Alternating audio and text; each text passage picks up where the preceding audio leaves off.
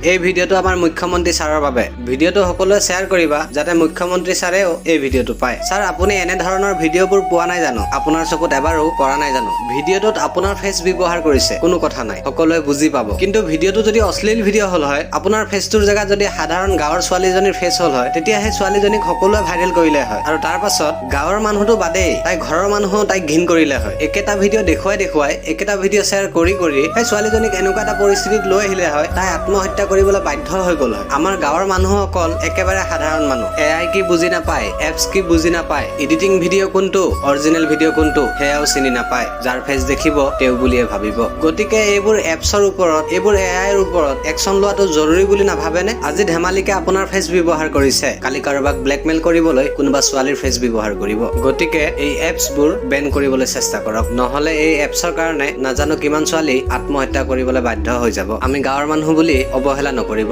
কথাখিনি অলপ গুৰুত্ব দি ল'ব। ধন্যবাদ।